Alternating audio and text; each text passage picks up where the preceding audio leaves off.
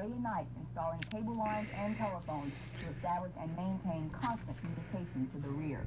The battalion training officer says the job of a cable dog is as physically demanding as that of an infantryman.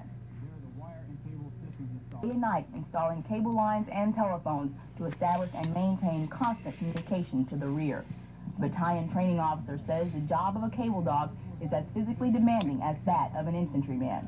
There are the wire and cable systems installers. They do the backbreaking work. They go out and run cable. They go out and run wire. They install the phones, the teletypes, various communications of that nature. All right, up we go. While the companies compete against one another on speed and proficiency, safety is an important factor. Time is added to a unit's completion time if the evaluators note an unsafe act. One of the evaluators talks about some of the difficulties of being a cable dog. For an internal cable line, they're working all hours of the day. They can get called because if a track runs over the cable, they still got to fix it, whether it's day or night. And they're counted on 100% through the exercise. The NCOIC of the operation summarizes the cable dog in these words. In a garrison environment, in a field environment, if you have a field phone or a teletype line that happens to go out, the 31 Limas, the cable dogs, they're the ones that actually do it. So they're more or less the unsung heroes. What you have seen here today is a group of hard-working soldiers who are seldom seen, yet they play a very vital role in ensuring a continuation of critical communications in a field environment. The unique aspect of this operation is that it's totally planned, organized, and supervised by non-commissioned officers. I'm Army Sergeant Teresa Price for AFN News. 34th Signal Battalion, but a recent Alpha Company exercise proved to be out of the ordinary, as Sergeant Lisa Neidinger explained. Field duty took on a new dimension with a recent exercise throughout the Rhineland-Pfalz region. Soldiers of Alpha Company, 44th Signal Battalion, spent 6 days in a combat scenario. This exercise is unique to the fact that it's been planned and orchestrated strictly by the non-commissioned officer corps. We have had staff element help at the officer level due to the fact that they've got to be the one that signs the papers. Outside of that, it's been NCO business.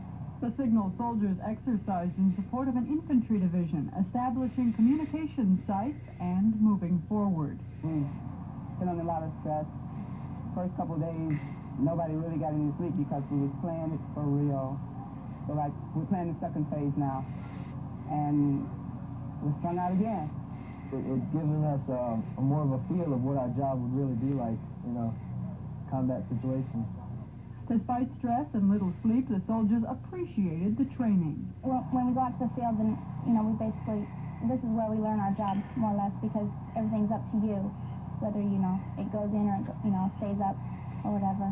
And it's totally different than being in the already set up and everything. So you learn your job here because it's all up to you. We're all equal. Everyone carries their own weight. And building a street corps and with Alpha Company definitely setting the example. We are fighting 44. Tomorrow night we'll look at how this exercise will help mold future leaders and update Army standards. Reporting from Grunstadt, Army Sergeant Lisa Neidinger, AFN News. From the major networks, wire services, and public affairs offices, with reports from AFN correspondents in Central Europe and the United Kingdom. NCO ARTEP helped soldiers of the 44th Signal Battalion decide how to train in the future. Sergeant Lisa Neidinger shows us this exercise in Grunstadt. In times of combat, communications become critical. Supplying information links is the business of Alpha Company, 44th Signal Battalion. Soldiers of the Fighting 44th recently conducted an Army Training and Evaluation Program, or ARTEP exercise. But this trip to the field was only for the soldiers. It enables the NCO to train, and it also enables the NCO to train the loyal enlisted to prepare them for their term as NCOs. While maneuvers gave soldiers valuable experience, the activities also pinpointed areas for training. As we set this exercise up, in a sense, in our own minds, knowing in some areas we were definitely going to fail because we knew we needed the training, but we didn't know precisely what type of training we needed. Now we've learned that training. We know what we need to do. Now we've got the time to analyze that, put it on paper, start training our soldiers, and building forward to next year's ARTEP that hopefully will be bigger and better than this one.